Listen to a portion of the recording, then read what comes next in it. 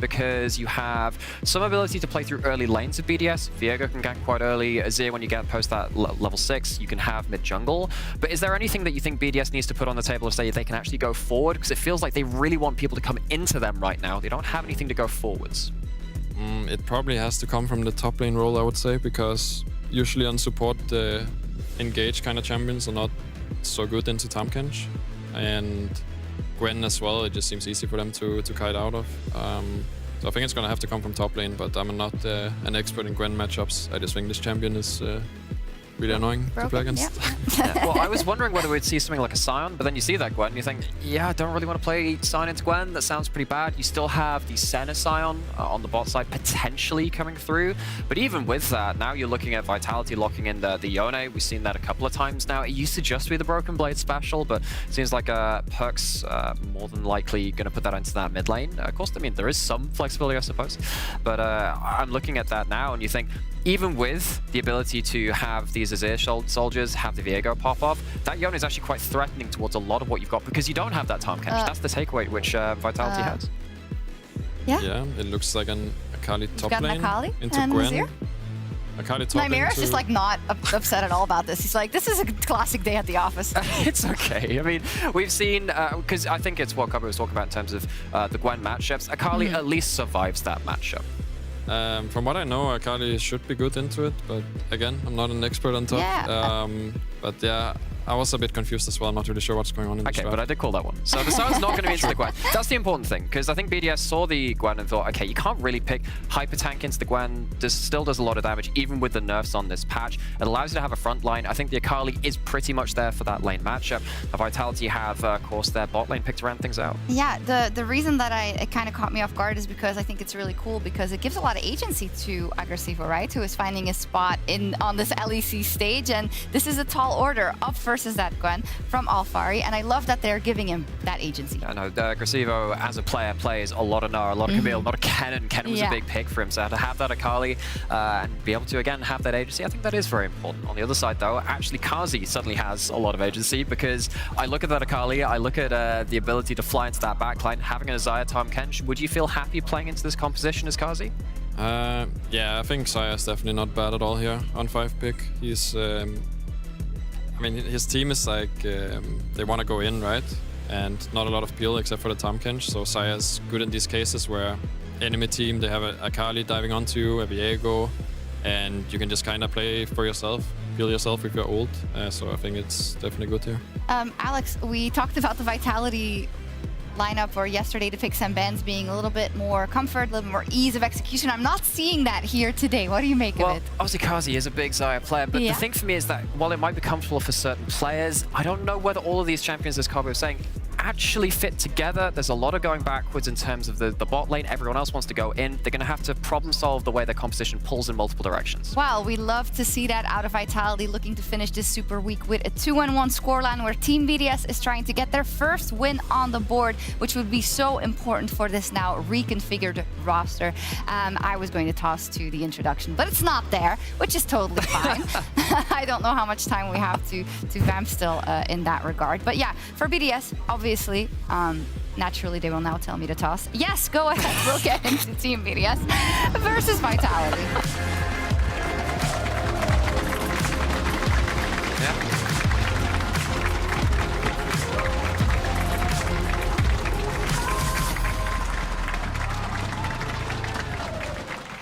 And on to Summoner's Rift, we dive for the 12th time this weekend.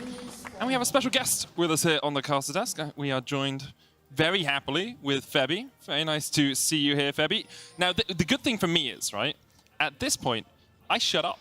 And I let you smart dudes let us carry just on talk for the next 10 minutes. So off you go. Talk. It's a pleasure to be here. It's actually so, yeah, it's so different, isn't it? Being yeah. on this kind of the side of the desk rather than the other side of the desk, right? Yeah. I had to adjust that a little bit, but interesting drafts coming out. Yone mid into Azir. I know you're a bit of an Azir fan yourself. I don't know if it's your all-time most played. No, it is for sure my all-time most played. It is your all-time most played. Yeah. I had like a hunch that it was. How do you see that mid matchup playing out? I mean, Azir is just very, very balanced champion. You know, he has push, he has escape, he has very good peeling for himself, and he's very annoying in the early game to deal with. so he will get the push for sure. And at level 3, maybe Yone can start trading back, but Azir will keep having the prio at least early game, and then hopefully he can enable his jungle a little bit. Yeah, something we were talking about yesterday was runes on Azir. I remember that conversation we had, and you were talking to me about electrocuting Knight Azir. It's like so much kill pressure, it's so annoying to play against. This time around, NUCLEARINT's playing with the first strike.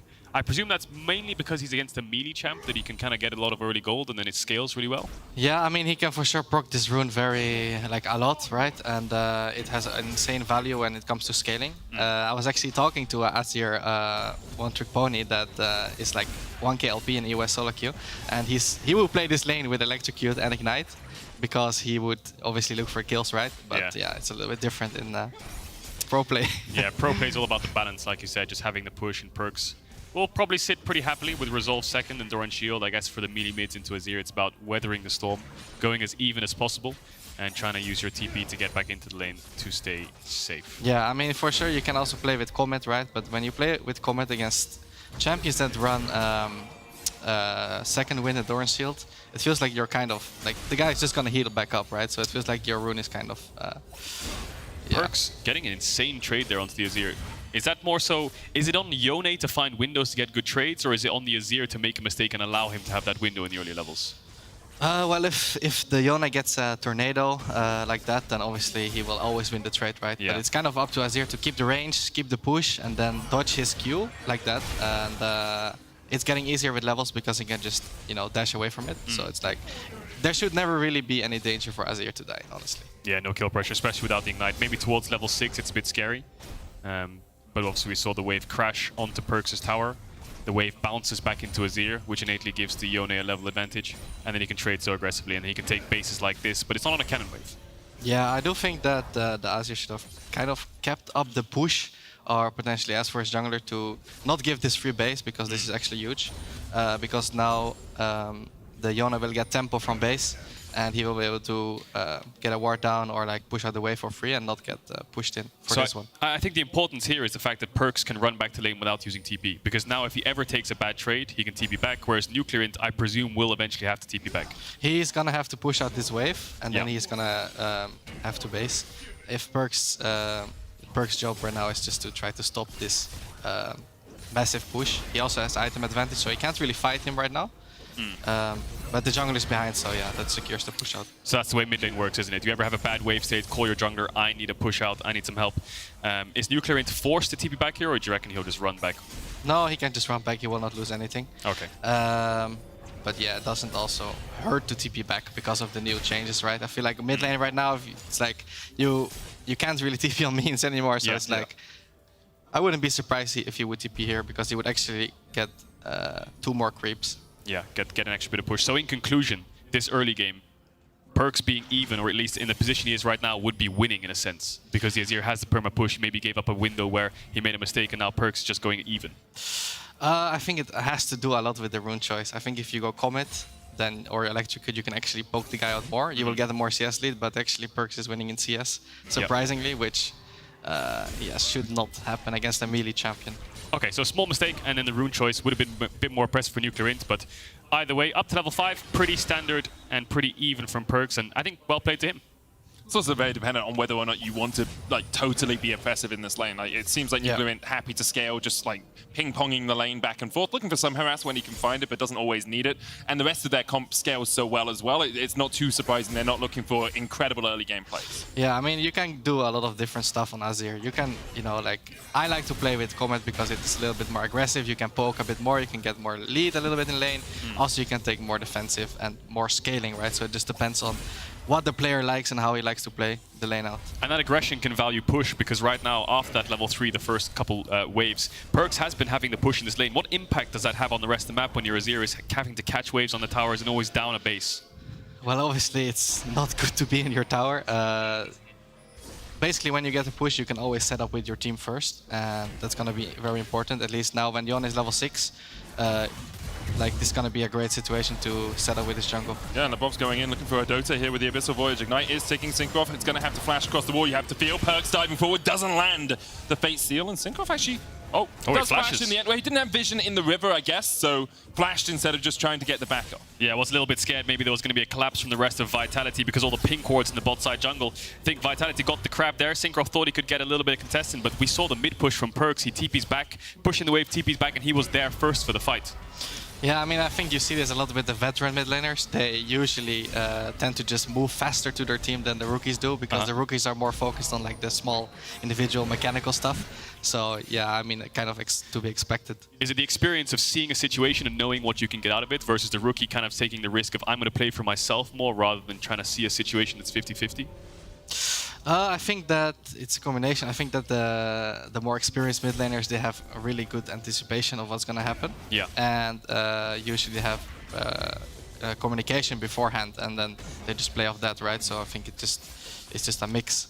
And the thing with the more experienced mid laners is they don't tend to make too many mistakes in the sort of minuscule moments, you know, like flash, cancelling an ultimate or something.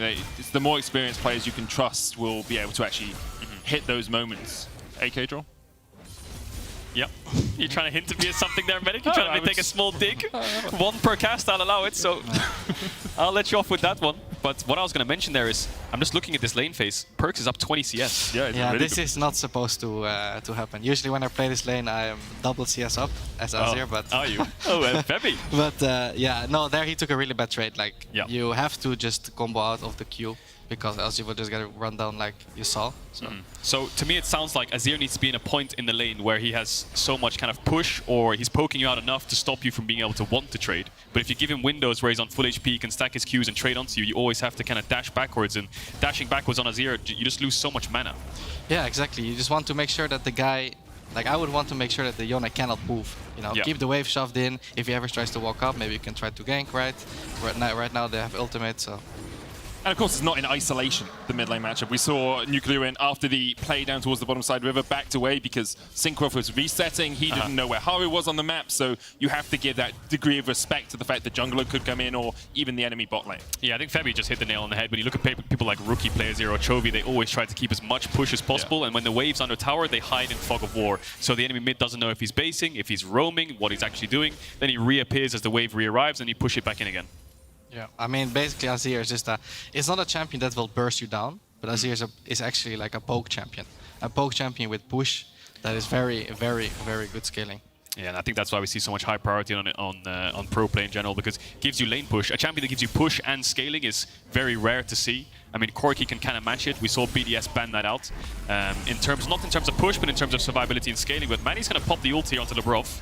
And not going to be able to get too much out of this. The last embrace does go wide as well. I will say seeing Maddie playing the Sion instead of the Senna is something we don't often see down towards this bottom side, but Erdote obviously very comfortable on the marksman down here. And one thing I wanted to add was that Azir is great right now in this meta too.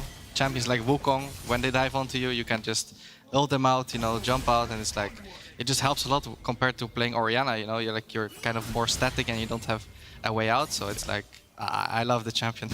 Yeah, has a lot of mobility, has a lot of disengage for the team, and also sometimes we see engage on Azir, right? Where we see people like BDD and Faker come on flanks in the LCK on Nash fights and get these insane pushes when they have a stopwatch, helps buy your team some kind of form of engage, so it kind of checks all boxes.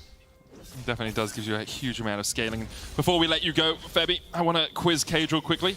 What do you think Forbiven's all-time total games on Azir is? How many games has he played all time?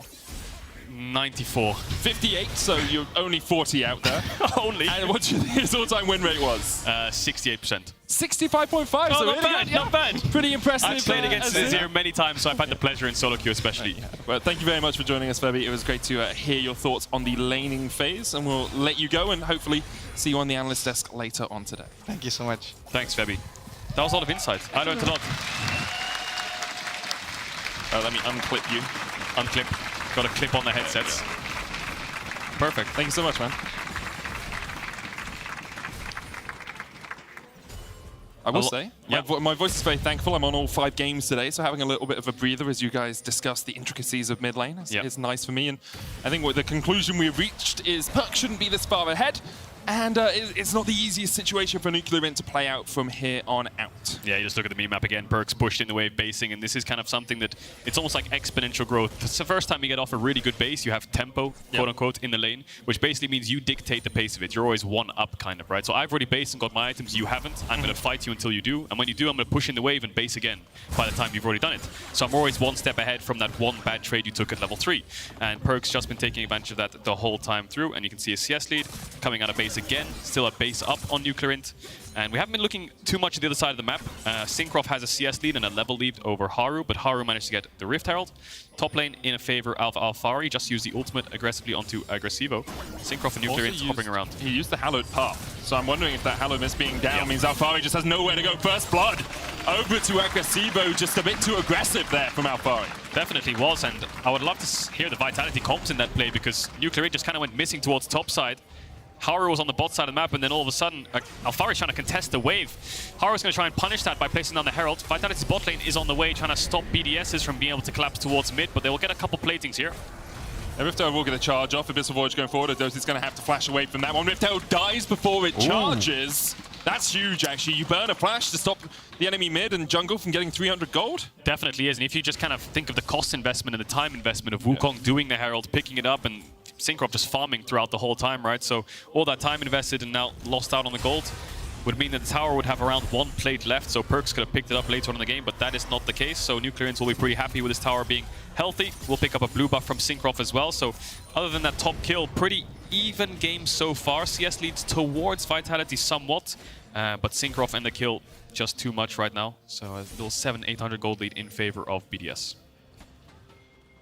And you have to remember the scaling that's on BDS as well. Infinite scaling on 2 of their champions. Technically, Senna and Sion both scale up infinitely. And lots of people don't realize that Sion does have infinite health scaling on his W. Whenever he kills an enemy, he gets 4 bonus health, and it goes up to 15 health for champions or large enemies. So I think he's at about 500 bonus health just out of that W passive right now. And that's why Krugs are up.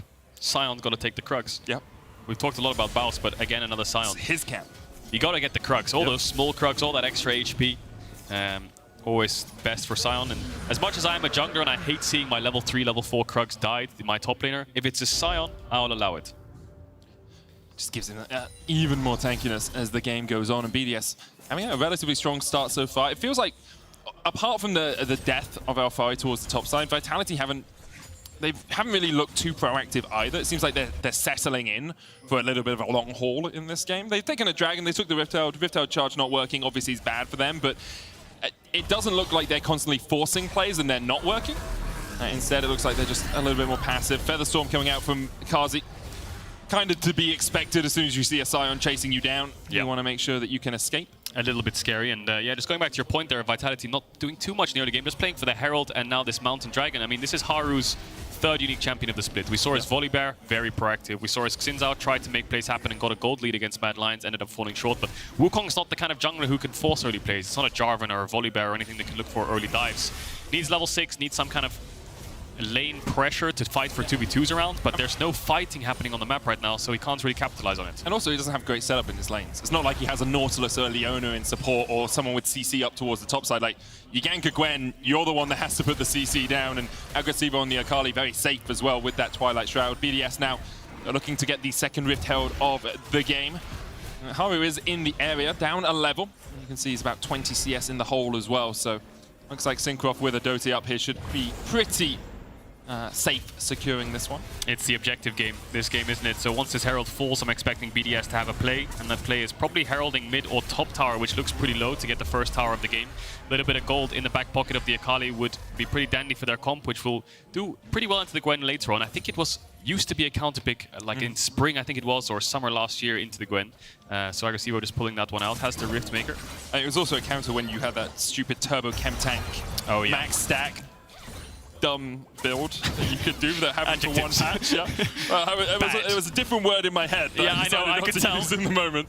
As Vitality Group 3 members strong up towards this top side and are looking just for some damage on the tower. Plates have fallen, so it will fall very quickly, and with the Rift Maker already complete and a Divine Sundra for Vitality, it looks like they will back away instead of staying the course and making sure that tower goes down. Yeah, mid jungle missing, Senna's not showing on the map, so 3 players unaccounted for is what's your communications like in Vitality. You're saying we could hit this, but the only person we see right now on the map is Sion, and he has TP, so we could get 5-man collapse on right now trying to get this tower, and you die 2 people, it's not really worth it, so just back off, don't take the risk. And you can see how vulnerable towers are once the plates fall off. Just 3 people hit it, you have about 5 to 10 seconds time, and it's gone. Perkz ulting for the wave there, I think.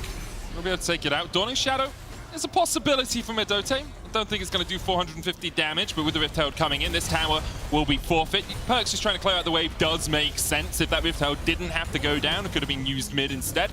And so Perkz, knowing the limits of his champion, dashing back. Rift Herald will get another charge in, but the tower will not be taken as BDS decide to retreat. Hurts though, because tier 2s don't heal up. So that's going to stay like that for the rest of the game, and tier 2 is worth so much local gold especially as well. So if they can take that down later on in the game after some kind of dragon fight, that'll be a lot of gold for BDS. So do you think people know the inhibitor towers regen health? They regen really slowly. Yeah, they do. And they only regen to certain limits after you've got them down beneath a limit. And it's just one of those things, like, so often when you're pushing an inhib tower, it falls or you see it die and you don't see that time where it regens. It's something that I don't think I would know unless I was casting League of Legends, which is why I was wondering. No, yeah, definitely. Yeah. Nexus towers as well, both kind of heal up a bit. Tier 2s don't heal, tier 1s don't heal either. Agresivoo getting collapsed on here by Labrov. There's a tower behind him, so he could just ult backwards here. Yeah. Looking for it. Perfect execution. There we go. Dashes out and is pretty safe as he retreats back to his tower. Can you imagine some kind of like League of Legends champion that builds tower healer? Yeah, like builds turrets and like Heimerdinger in a sense, but also can repair towers. Didn't that used to exist? I feel like, and I might be entirely wrong on this, but I feel like there was a thing where if you were Heimerdinger near a tower, it regened more health. So I think that's his passive for his own towers. Is that his own towers? But I don't know if it ever existed for tier 1 or tier 2s or anything like that. Fortify used to exist, obviously. Yeah, or maybe you could build towers, like, you know, obviously not rebuild the tier 1 tower, but you can build like a smaller version. Yeah, Azir, but it lasts there forever, like a smaller version. It lasts there forever? Yeah. Can it be killed? It can be killed. Okay, so it's like a Felios Chakram. Yeah. Can you choose what it fires? Well, that'll be Let's cool. bring back the lasers. You give it a talent tree, fervor of battle. Okay, we're becoming Dota now. We were Dota. Do they have League of that? Legends. Well, it feels like something that would happen in Dota. Sounds you know? cool though. It's either that or we're back to Bloons. Oh god. That was the discussion yesterday. Super monkey on the tower. Sounds sick to me.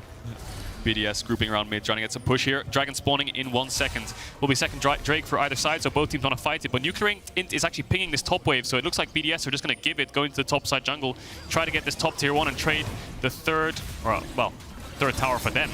For this dragon, they actually managed to pick up the bot tier 2, of course. And yeah, third dragon of the game, only the second for Vitality. Doesn't mean too much. Obviously, you want to stop that stacking. As, let me see, NUCLEARINT pushing up towards the top side. It's going to be tower for tower. Trade, you have to feel. xMatty's going to try and defend here. Perkz underneath the tower. xMatty's used the unstoppable onslaught. TP's coming in. Dawning Shadow with the shield as well. And xMatty's just too damn tanky. Agresivoo, NUCLEARINT slides him back. Labrov is already down. Perkz doesn't have anywhere to go. He's already burnt the flash. Going to try and meet up with Haru, who now dives forward. And BDS reacting the bottom side. The Cyclone comes out. Cinkrof misses the Heartbreaker. But the flash for the slow for the auto is enough as Cinkrof takes the kill. Vitality, nothing. BDS 4. So much confidence from BDS. The call there was to play for top tier 1 and NUCLEARINT got it, but off screen, Matty TP'd to the bot tower where two or three people of Vitality was hitting it, and he thought he could defend it, and by God he did. They tried to dive him, but you just can't dive that Sion. In came NUCLEARINT, in came Agresivoo, triple TP eventually. And of course, this is a cross-map situation where Vitality want the dragon in the tower and BDS want the tower in top lane. But Manny says, no, you know what, I think I can defend this. You guys can't dive me. Now Vitality is saying, hang on a second, why is this guy clearing the wave? This is our side of the map, let's dive him. 4 versus 1. TPs come in come the Avengers, and all of a sudden it turns on its head. Dawning Shadow with the shield, it's huge. Double TP, as you say, massive. xMatty, I think he goes down to about 800 health there. And he's built 800 health off that Roar of the Slayer passive in the bottom lane. So just shows how tanky Sion can become, and Vitality's just overstep looking for it. Cinkrof misses the Heartbreaker, but manages to get the kill in the end. And BDS now 4,000 gold ahead, 5,000 as we come out of the replay. I'm really worried for Vitality here because you're playing Airy, Xayah, Poke, Lethality, which won't shred through tanks whatsoever. So that Sion stacking armor right now is going to be up against a Yone without a Blade of the Ruined King. A Wukong, yes, the Sunder helps out a little bit, but will be more so of a tanky DPS frontliner. And then a Lethality Xayah, so it's on Alphari, who's kind of like their split pusher, who's building towards some kind of Banshee's Veil to melt through the Sion. And BDS so much damage at range with Senna and Azir. And he had the verdant barrier earlier in the game, maybe just for the laning phase against Agresivoo. NUCLEARINT here has been spotted by Perkz. Haru's coming the long way around as well. Cinkro's going to try and join this fray. There's the Abyssal Voyage. NUCLEARINT doesn't really have anywhere to go, slides them back. TPs now coming in from Vitality as Cinkrof looks for some damage himself. Devour used as well. Unstoppable onslaught towards the top side. Erdote's going to flash away. Cinkrof underneath the tower. The Sun Disc can't save you now. Perkz will take him. Tanks the tower a couple of times. Decimating smash dodged by Perkz, who's going to go back underneath the tower himself, but he's still tanking it. Immortal Shilbo will keep him alive. Agresivoo now here. A great 3-man knockup from xMatty. Usually an AD carry, but his tank game is sublime. Agresivoo with a double. Carzzy stepping forward. It's a triple now for Agresivoo. Great Featherstorm. Agresivoo has to dodge away. Carzzy flashes away from the Shuriken. Alphari fighting Maddie down towards the bottom side of Maddie. The Honey Fruit not there quickly enough. Vitality win the fight towards the top side. It's an absolute bloodbath in the top lane, and it all started with NUCLEARINT getting caught and both teams trying to salvage the situation. Initially it looked great for Vitality, then it was great for BDS. The collapse came in, looks pretty even overall. We'll have to take stock of what happened because NUCLEARINT a bit disrespectful here, trying to push out top wave when his team's in mid. He ends up falling, but he gets the Azir tower down crucially before he falls, so that allows BDS to buy time. Cinkrof, I do believe, ends up falling as well, but in comes Maddie around the side. Erdote manages to flash out, and then Agresivoo, who was kind of like the hero for BDS.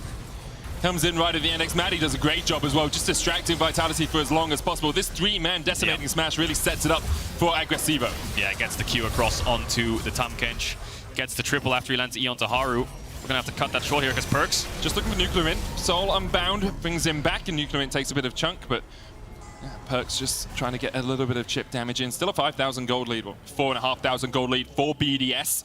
Agresivoo now 5-0-2 on this Akali, with Zhonya's and the Rift Maker complete. Yeah, he's going to be a nuisance for the Vitality backline. Carzzy, of course, can self-peel a little bit and has Tahm next to him, so as long as Carzzy and Labrov are playing together, they can weather the storm of Agresivoo. Perkz is going to be playing his own game next to Alphari and Haru, whether he can dive or whether he can dish out some kind of backline damage after the dive on his E. But right now, it's BDS with map control. Agresivoo is going to push out top. They're going to contest mid-waves. Dragon in 40 seconds. We'll see what BDS do. Their Baron is quite quick with the Azir and Viego with the Blade. But of course, the Akali being so strong makes you want to kind of fight these dragons and not let them have a soul point. T1, of course, again today snuck another Baron with 2 members, so Baron sneaks are on the cards every time you have champions like Azir or Ryze who can Ryze portal you into the pit. But for now, trying to get this mid tower. Labrov has to flash it. Minions underneath the tower will be push forward. BDS now working their way down towards the bottom side. NUCLEARINT does have the TP. You can see Perkz off towards the top, has a teleport of his own if he is needed to join the fight. I think he's just going to go back and finish this next item. Perhaps Vitality waiting for him to do that before he can really start the fight. Doesn't get it. Instead, back towards the way. 1.6k on him. He'd really like to spend that before a fight begins. Looks like he wants Wits End before anything kicks off. We'll see if he gets it. Does give him a little bit of magic resist, of course, against the Azir. And will help in his 1v1 if he ever matches on a side lane against the Akali. Dragon in favor of BDS, still 10 minutes away from the soul for either side. 34, 35 minutes when we see a soul. Senna ult used to check if they're on Nash. We're a little bit scared there.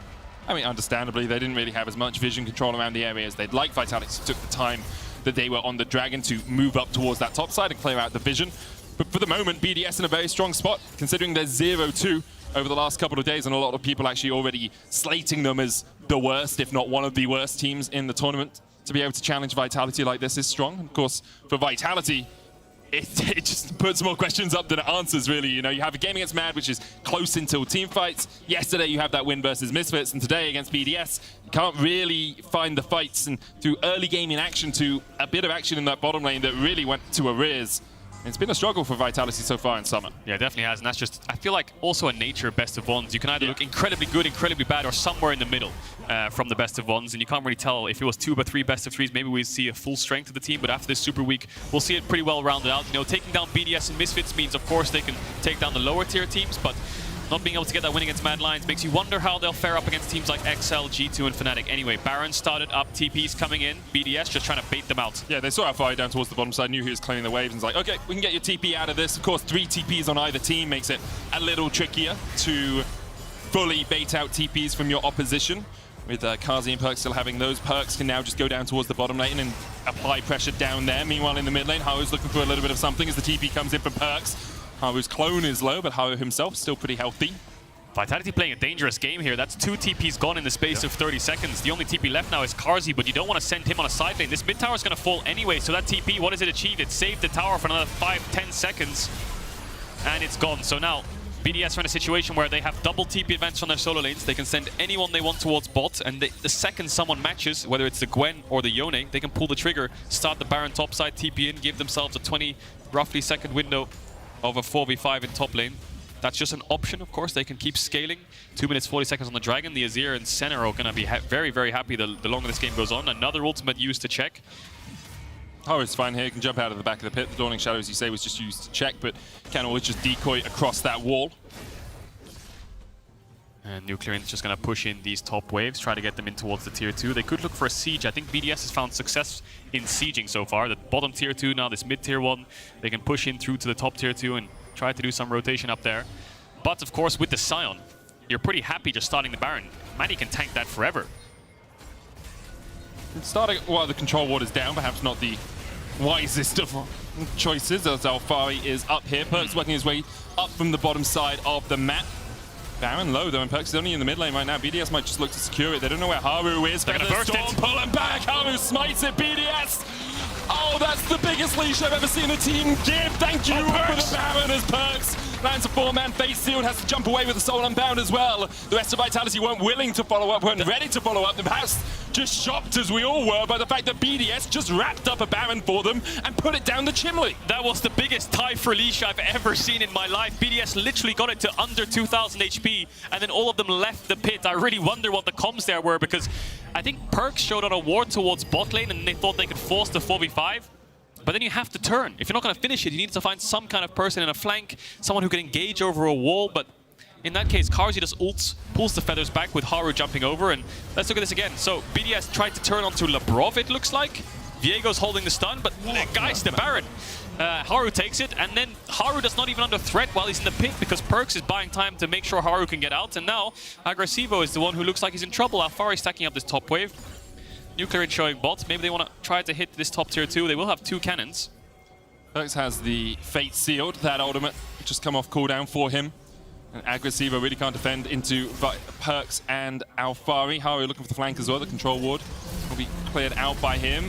Unstoppable onslaught. No Feather Storm for Carzzy right now, but he still has the flash. The Feather Storm about to come back up for him. So they'll just back away. Unstoppable onslaught used there by xMatty for no real gain. And after BDS had such a strong early game, I think their mid game has kind of collapsed here. Labrov, what are you doing, man? He was trying to... Cinkrof. Yeah, but what with Cinkrof going in with a Heartbreaker? He doesn't get the kill either. It's a comedy of errors. It's a Shakespearean tragedy for both teams. Honestly, I just don't know what to say. I'm a bit speechless right now, but Vitality are the winners. 2 kills over to them. They'll get the Drake as well. Waves being pushed in, should get towards the tier 2. And now Perkz looking for NUCLEARINT. Yeah, we'll put a lot of damage down, dives away from the Emperor's Divide as well. Like, credit to Vitality, they've been able to jump in and get the kills where they can, but it feels like BDS in the last couple of moments have just lost all focus. It just looks like whoever makes the play first loses.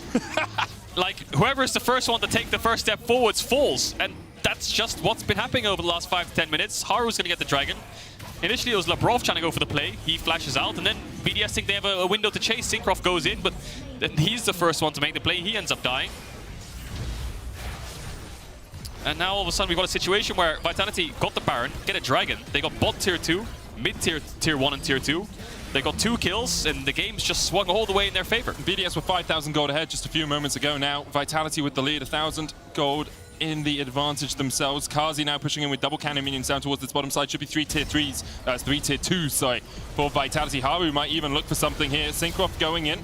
We'll spot out Haru. There's the route onto xMatty. But BDS really unable to find a way to answer this. Vitality will back away as their Baron expires. And can look for it in a moment. Abyssal Voyage forward. Only onto xMatty. Haru's coming in as well. Unstoppable onslaught used. Carzzy dodges to the side of it. Haru rooted with the last embrace. And now xMatty, yeah, he's not in the best of shapes. No extra amount of HP can save you from this. Vitality take another. Alphari diving into this before though. What? Stopwatch is the Heartbreaker. Abyssal Voyage forward for the Devourer there by Labrov. Smart stuff by him to allow Alphari to escape. Agresivoo look for more as Haru's low. Emperor's Divide brings them back. Perkz is not here right now. Carzzy putting the damage down as much as he can at least. He's down now though. Alphari trying to chase forward. Agresivoo, good shuriken hits. Perkz meanwhile is on the Nexus towers. Can he end if Labrov Labrov is just going to stalls? try and delay. Can he end? I think he can. He won the laning phase. He's looking to win the I game think he as can. well. Labrov there. Oh, they both stopped their recalls. Perkz is on the Nexus. TP in. Is he going to get it out? It's cancelled. It's cancelled. 5 seconds on Matty. 5 seconds on Matty. Perkz has got it. You can see him smiling in the camera. He's just going to get the end after such a messy fight in bots. XMatty's up, but he can only watch. Perkz dodging around. The Nexus falls. Wait, Perk? What? No. Wait, no Perk. way. Okay, you got it.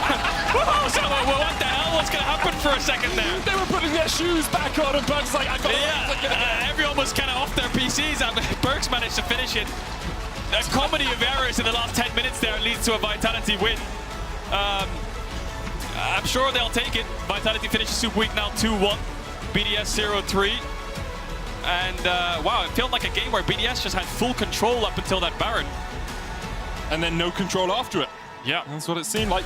BDS obviously in spring, their mid game was a key focus of concern for them, a key error in their gameplay. And here, once again, it rears its ugly head. Vitality, as you say, will be happy with the 2-1. It's a win. I mean, Wins a win. you In the take them end, where you can get them. goes down on the score sheet, gets you towards playoffs. And that's all they'll be looking at right now. Lots of things to work on coming into next week, but they have a whole week to prep and prepare for that. Yeah, and it's week 1 of new teams, right? It's to be expected, having mistakes or just macro errors or not being able to close out games properly or miscommunication. It's very, very normal, I think. But yeah, those 10 minutes were something else.